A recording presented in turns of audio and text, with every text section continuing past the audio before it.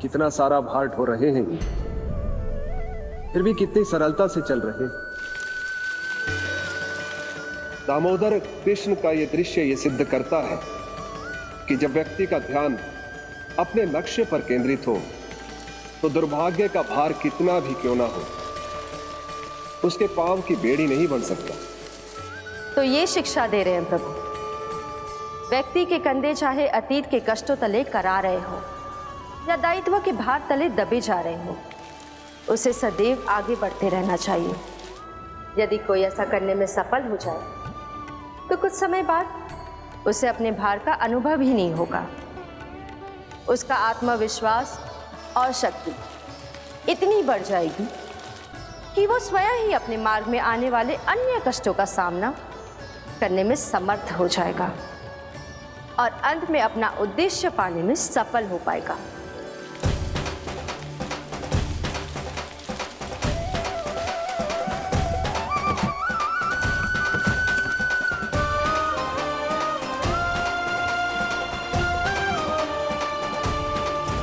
बस कर जशोदा, तुझे क्या लगता है कि हमें ना पता है कि तू क्या चाहती है?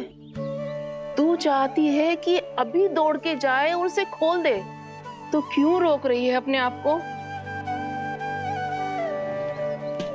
हाँ जशोदा जी, आप ना चाहोगी तो मैं स्वयं जाके खोल दूंगी ना, मैंने बांधो है ना, तो मैं ही खोलूंगी।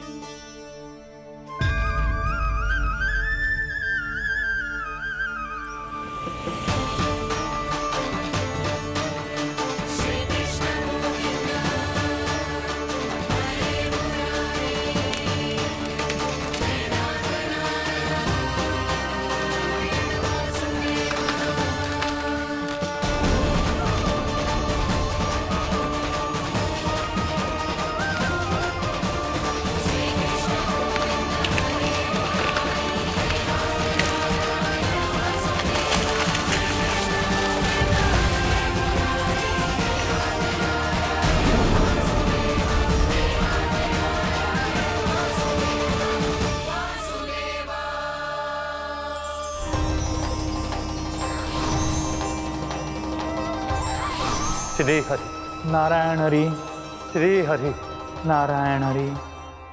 क्या हुआ नलकुंवर? कहाँ खो गए मणिग्रीव? पहचाना नहीं क्या? मैं वही हूँ जिसका नाम तुम दोनों युगों से जप रहे थे। नारायण हरि, श्री हरि।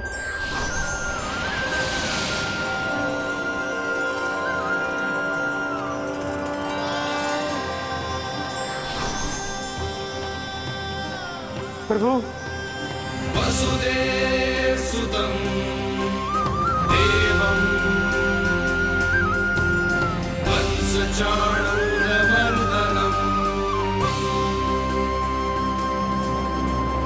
यशोदा परमानन्दम्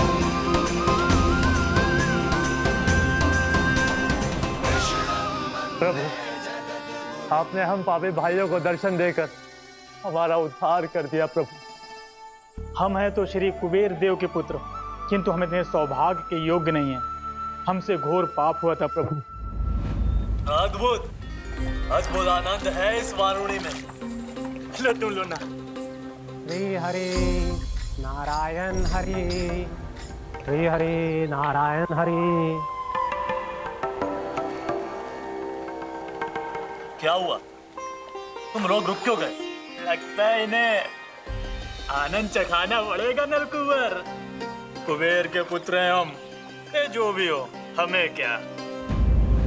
श्री हरि नारायण हरि, नारायण हरि, श्री हरि नारायण हरि।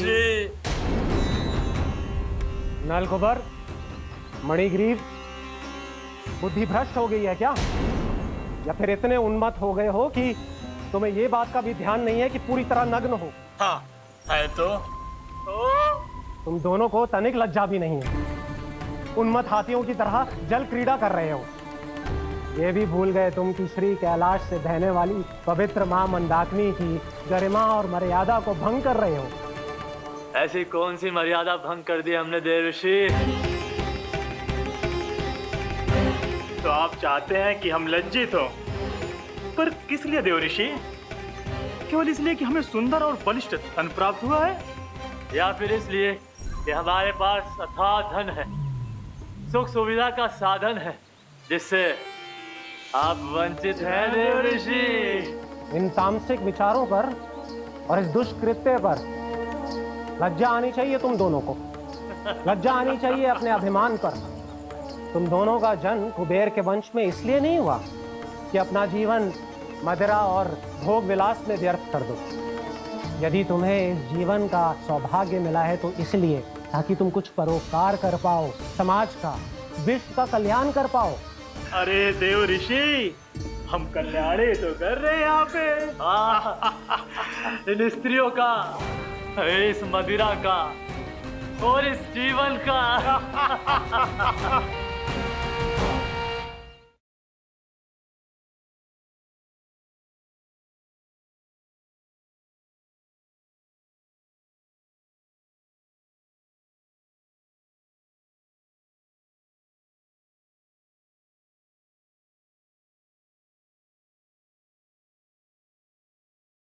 मेरी भक्ति की इच्छा तुम्हारे हृदयों में जाग चुकी है। अब कभी भी तुम अपने पद से नहीं भटकोगे। आप धन्य हैं श्री कृष्ण। कान्हा,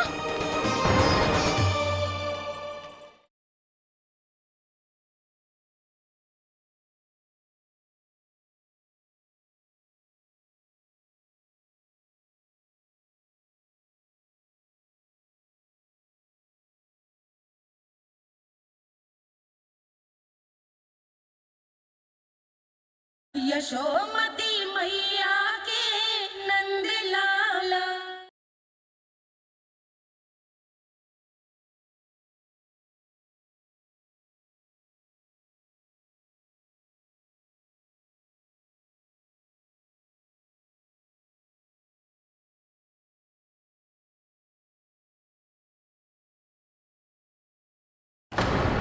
जड़ बुद्धि और अहंकारी हो तुम दोनों। तुमसे श्रेष्ठ तो वृक्ष हैं जो नग्न होकर भी अपने जीवन को विश्व कल्याण के लिए अर्पित करते हैं। अब हम आपको कैसे समझाएं देवर्षि कि हम वृक्ष नहीं हैं? तो आज से अगले 100 देव वर्षों तक तुम दोनों वृक्ष बनकर ही जियोगे। ताकि इस अवधि में तुम श्री नारायण की कृपा से अपने वातावरण के प्रति सम्मान प्रकट करना सीख पाओ। ये मेरा श्राप है तुम्हें, ये मेरा श्राप है तुम्हें, मेरा श्राप है तुम्हें। देवर्षि, देवर्षि, देवर्षि, क्षमा करें देवर्षि। श्री हरे नारायण हरे, श्री हरे नारायण हरे। कृपा श्री हरि नारायण श्री हरि, कृपा श्री हरि नारायण श्री हरि। हमने तो देवर्षि नारद का अपमान किया था। हम तो इस योग्य भी नहीं थे प्रभु कि हमें आपके साक्षात दर्शन के सुयोग्य मिले। प्रभु, आपकी लीला, आपका बचपन, आपका हंसना, रोना, रूठना, आपकी नन्हे नन्हे पाँव का पहला पग रखना, आपके श्री मुख से पहला स्वर सुनना, हम इन सबके सौभाग्य प्राप्त हुआ प्रभु। हम तो इसके अधिकारी भी नहीं थे। हमसे घोर पाप हुआ था, देवर्षि नारद के श्राप के योग्य थे। फिर हमने ऐसे कौन से पुण्य के कर्म किए थे जो ये सौभाग्य प्राप्त हुआ प्रभु? अविश्वसनीय है पर सत्य है। श्राप के रूप में एक सोचा समझा आशीर्वाद ही था ये, ताकि तुम दोनों उन विकारों से मुक्त हो पाओ जिनके उन्माद में तुम खो गए थे। एक बार सूर्य से साक्षात्कार हो जाए तो फिर किसी की आंखों में अंधकार वास नहीं कर सकता। ठीक उसी प्रकार जब किसी को ऐसे सद्भक्त से मिलने का सौभाग्य प्राप्त हो जाए जो अपने आराध्य के प्रति पूरी तरह समर्पित हो, तो फिर वो भाग्यशाली सांसारिक वस्तुओं के आकर्षण से या किसी भी प्रकार के अन्य विकारों से ग्रस्त नहीं रह सकता। तुम दोनों भी मुनि नारद के आशीर्वाद के कारण अपने सभी विकारों से मुक्त हो चुके हो। अब तुम स्वर्गलोक लौट सकते हो। नहीं श्री हरि, हम यहीं रहना चाहते हैं, गोकुल में, आपकी भक्ति की छत्र छाया में प्रभु। पर शीघ्र ही मैं सेम्बिया नहीं रहूंगा, इसीलिए अब तुम भी जाओ और अपने कर्तव्यों का पालन करो।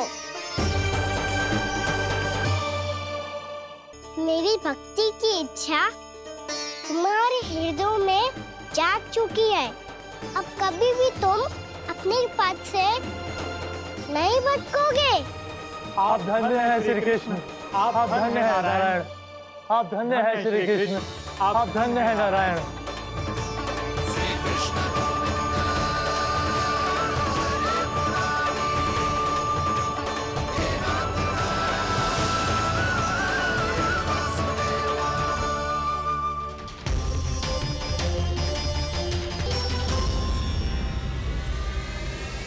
कान्हा,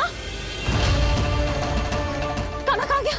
ओह, मैंने ये तो सोचा ही नहीं कि ये सब देखकर भैया क्या सोचेगी।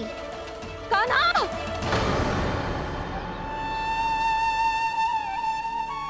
कान्हा! कान्हा! कान्हा तू ठीक तो है ना? हाँ लल्ला, तुझे कुछ हुआ तो ना? हाँ लल्ला बता, तू ठीक तो है ना?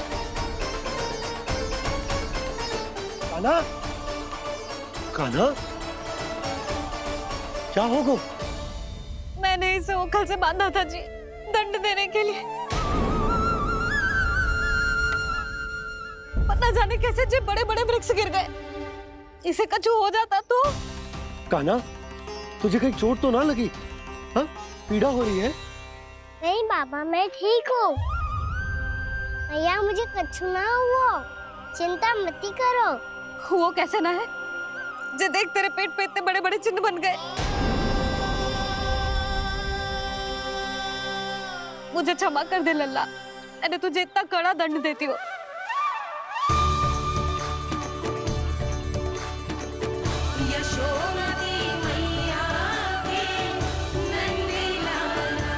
बोल अपनी भैया क्षमा करेगा ना?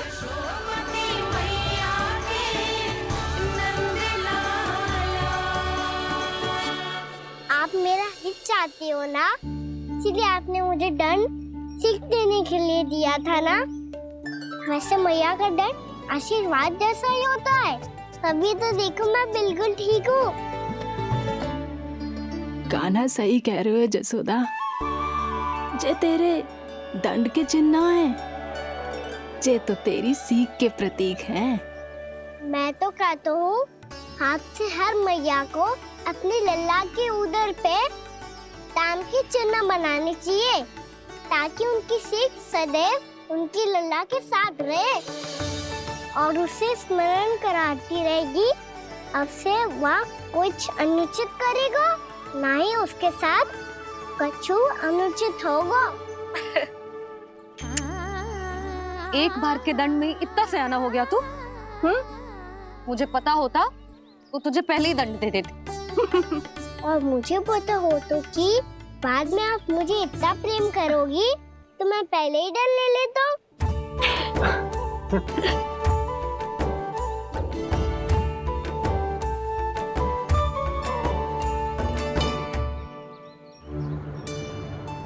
पर जे इतने विशाल और बलशाली वृक्ष अपने आप गिरे कैसे? बाबा,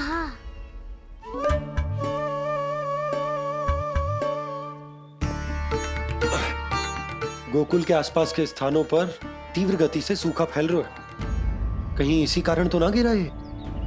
सूखा?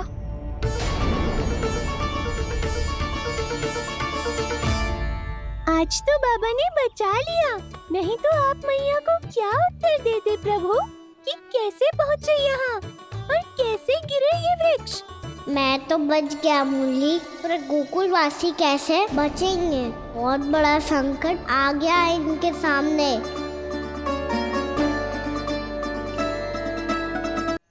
गोकुल के आसपास के स्थानों में, गांवों में सूखा पड़ गया और गोकुल पर भी इसको प्रभाव दिखने लगा।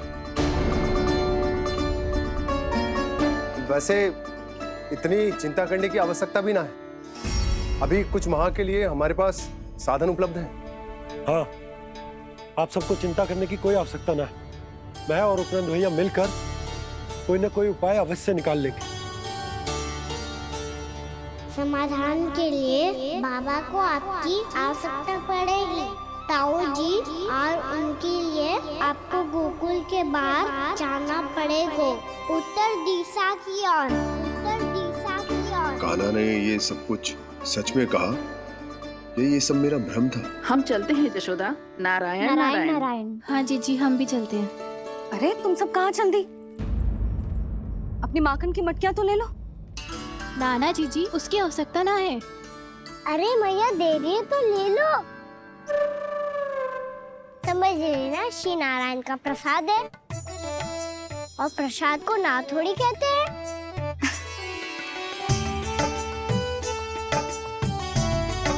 चल आजा।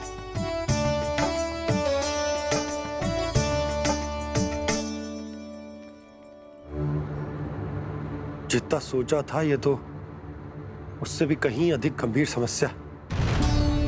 सबको आश्वासन तो दे दियो, पर इस सूखे का हम क्या समाधान निकालेंगे? आपको गोकुल से बाहर जाना पड़ेगा, उत्तर दिशा की ओर।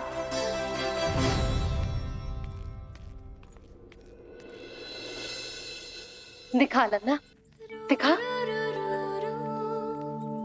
कहाँ पीड़ा हो रही? यहाँ लगी? तो यहाँ? तो यहाँ लगी है? इधर आ, आजा। कान्हा ठीक है जीजी। बता अपनी मैया को कहाँ पीड़ा हो रही है? भैया कहीं पीड़ा ना हो रही है। यही बात ये चौथी बार बोल रहे है। ऐसे थोड़ी ना मानेगी जसोदा जी। एक बार में विश्वास ना हो तो इन्हें, बात कान्हा की हो तो। वैसे ये बात सही है का कि माखन चुराने वाली बात तो आसानी से ना मानी थी। स्मरण है जीजी, का कही थी? मेरा लल्ला भला माखन क्यों चुराओगे? मेरे घर क्या माखन की कमी है? हाँ। तुम सबकी बुद्धि भ्रष्ट हो गई है क्या? मेरे निर्दोष कान्हा पे इतना बड़ा आरोप लगा रही हो?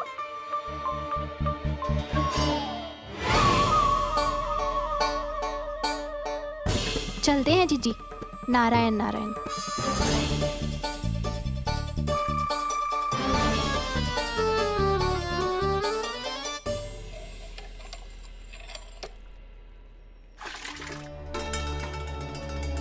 शांति, क्या हो गो?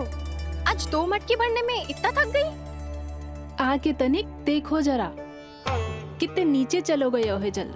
यही दशा रही ना, कछु दिन बाद पाताल में जाके मटकी भरनी पड़ेगी।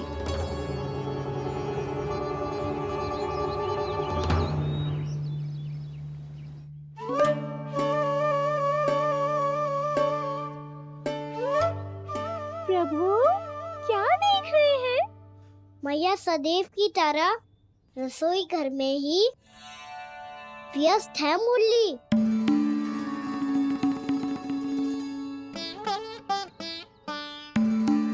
अभी तक उसके पेट पे बनो चिन्ह गयो ना है। पूरी रात सो तक ना पाई मैं, बस अपने हृदय से लगा के लेटी रही। कान्हा भी क्या सोचता होगा? कैसी मैया है, पहले दंड देती है, फिर झूठ मूठ का प्रेम का दिखावा करती है। सखाओ ने तो कही थी कि जितना कड़ा दंड मिलता है उतना अधिक ही प्रेम मिलता है। कड़ा दंड तो मिलेगा पर ढेर सारा प्रेम तो ना मिला मुरली। मन तो कर रहा है कि उसे ढेर सारा प्रेम करो, इतना सारा कि मेरे दिए दंड की स्मृति मिट जाए। पर अभी दुलार दिखाने लगी ना, वो मेरे दिए दंड का कछु प्रभाव ही ना पड़ेगा, है कि ना? ये तो बिल्कुल सही कह रही हो। मैं ना ऐसा करूंगी, बस चुपचाप जे मेवे देके लौट आऊंगी।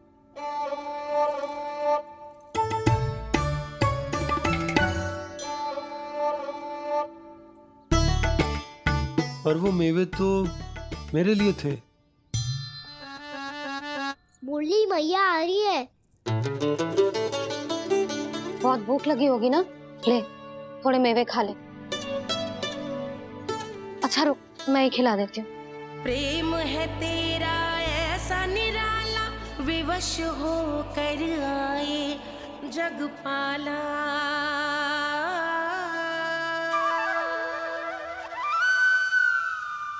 अरे तू क्यों कष्ट कर रहा है? तेरी मैया है ना, तुझे कष्ट करने की कोई आवश्यकता ना है।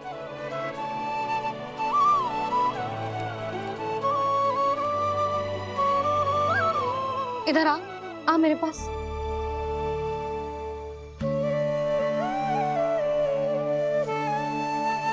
मेरा लल्ला है ना, मेरा प्यारा, मेरा दुलारा।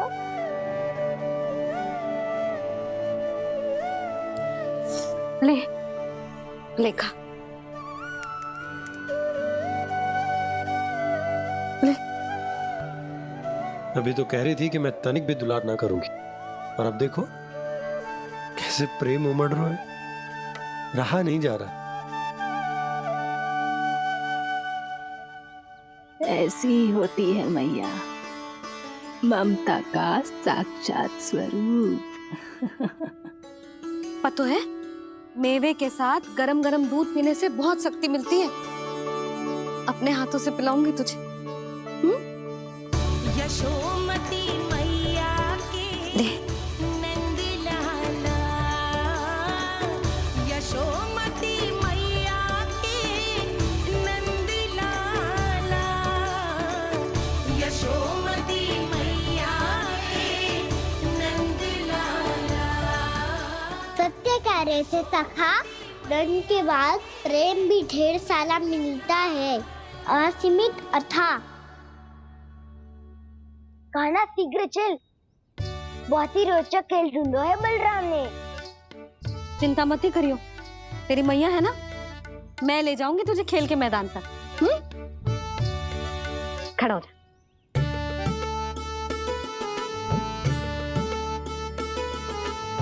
पूना मासी सहायता करो ना, मैया को समझाओ खेल के मैदान में क्या करेगी ये। जसोदा, तू कहाँ चली बच्चे के साथ? खेलने चल।